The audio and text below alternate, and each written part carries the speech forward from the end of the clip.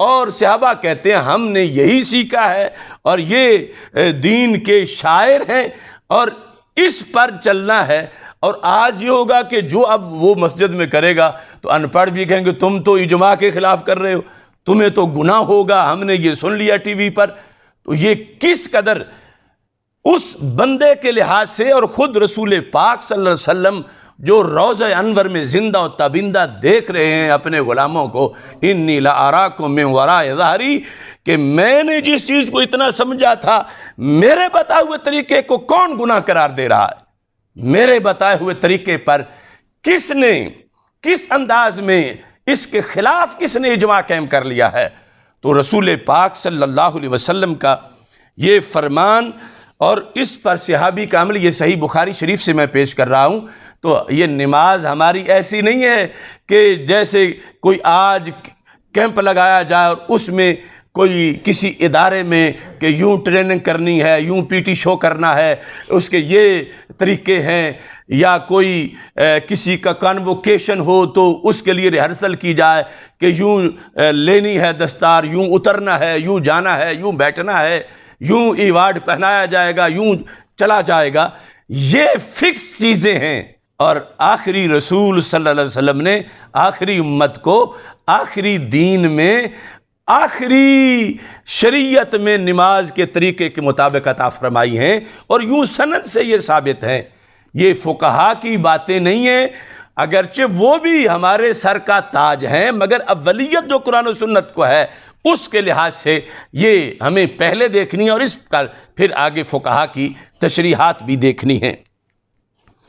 یہاں رسول اکرم صلی اللہ علیہ وسلم کا یہ عمل بھی صحیح مسلم میں موجود ہے، صفوں کو سیدھا کرنے کے لحاظ سے۔ حضرت نعمان بن بشیر کہتے ہیں کان رسول اللہ صلی اللہ علیہ وسلم یسوی صفوفنا، کہ رسول پاک صلی اللہ علیہ وسلم خود ہماری صفیں سیدھی کیا کرتے تھے، یعنی صفیں سیدھی۔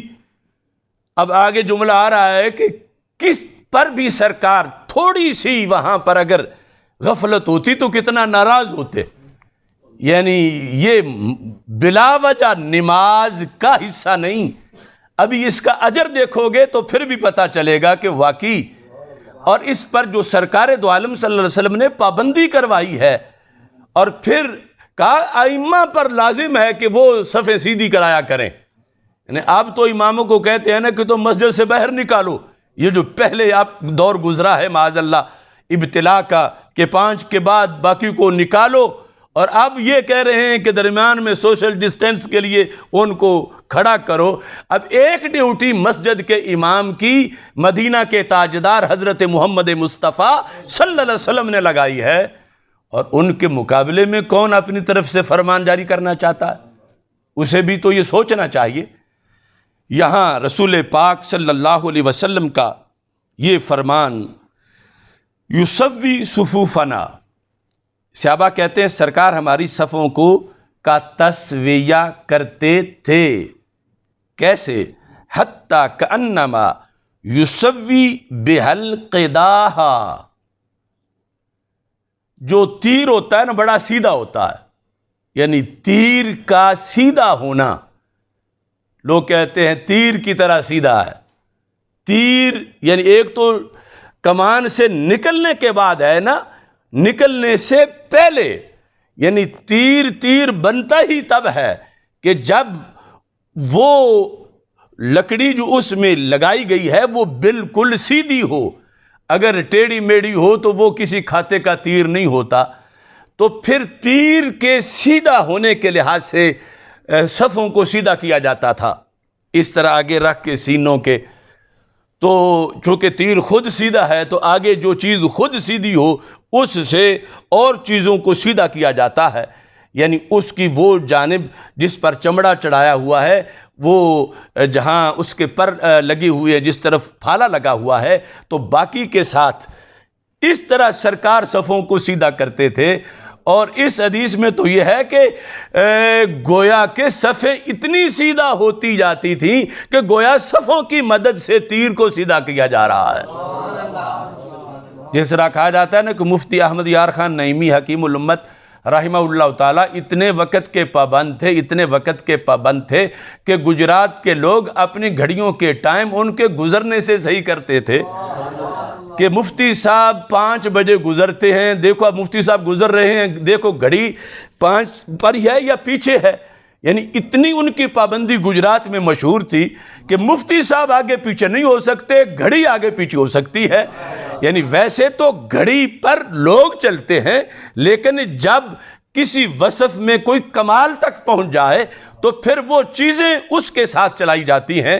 تو یعنی اس قدر واضح ہو گیا صفوں کا سیدھا ہونا کہ گویا کہ صفوں کے ذریعے تیروں کو سیدھا کیا جا رہا تھا.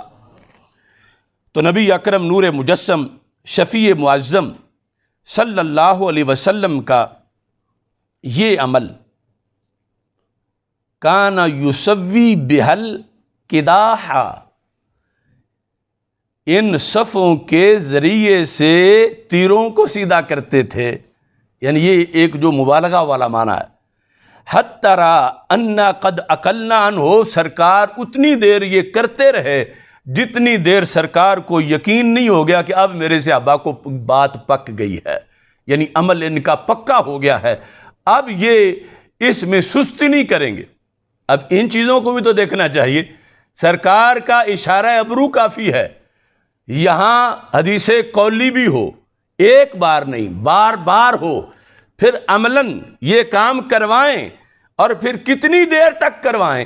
صحابہ کہتے ہیں حتیٰ رآ، یہاں تک کہ سرکار صلی اللہ علیہ وسلم نے یہ دیکھ لیا انا قد عقلنا عنہ، کہ پھر ہم نے سرکار سے یہ فلسفہ سمجھ لیا ہے، یہ سرکار کے ذہن میں یہ بات پکی ہو گئی ہے کہ اب انہیں مزید سمجھانے کی ضرورت نہیں، یہ بالکل اس پر پکے ہو گئے ہیں. ثم خرج یوما، پھر ایک دن سرکار باہر تشریف لائے. آج چیکنگ تھی. حتی کاد یکبر، یہاں تک کہ مصلی پہ کھڑے ہو کر قریب تھا کہ تکبیر کہیں. فرا رجلا، یعنی دیکھا صف کو طرف کہ جو میں نے طریقہ بتایا تھا اس پر ساری صفیں ساری صحیح بنی ہوئی ہیں. ایک بندے کا سینہ صرف صف سے آگے تھا، صرف ایک کا، پوری مسجد کی صفوں میں ایک کا سینہ آگے تھا. فرا رجلا بادیا صدرہ من الصف، میرے آقا علیہ الصلوۃ والسلام نے ایک شخص کو دیکھا درحال کہ اس شخص کا سینہ صف سے تھوڑا سا آگے نکلا تھا، ظاہر ہو رہا تھا، ایک لائن نہیں بن رہی تھی تیر جس طرح ہو، یہ تھوڑا سا آگے نکلا ہوا تھا. فقال عباد اللہ لتصون صفوفکم او لیخالفن اللہ بین وجوہکم، تم نے صفیں سیدھی کرنی ہے یا پھر اللہ اپنا عذاب لے آئے. یعنی 2 آپشن میں سے تم کون سا چاہتے ہو. اب شدت تھی مزید. یہ میں گفتگو کے آخری حصے میں یہ تو مرادی معنی بیان کیا، اس کے لغوی اصطلاحی اور مرادی معنی جو ہیں وہ آگے بیان کروں گا کہ وعید اس پر اب یہ ہے کہ پڑھایا، سکھایا، پکوایا اور اس کے بعد پھر چیک کیا اور ایک بندے کی صرف غلطی نکلی اور وہ بھی صرف سینہ زیادہ آگے تھا تو سرکار غصے میں آ گئے. یا عباد اللہ کہہ کر انہیں مزید آگے جو دھمکی دی، وعید دی، وہ وعید بھی ذہن میں رکھنی چاہیے کہ آج کون چھٹی دے رہا ہے، کس کام کی چھٹی دے رہا ہے اور سرکار کس امر کی مخالفت پر اتنی سخت وعید سنا رہے تھے. تو اب یہاں پر یہ حدیث شریف ابھی تسویہ کے لحاظ سے ہے. تسویہ اس میں مزید جو الفاظ ہیں وہ مزید بیان کر کے پھر آگے بات کو چلائیں گے.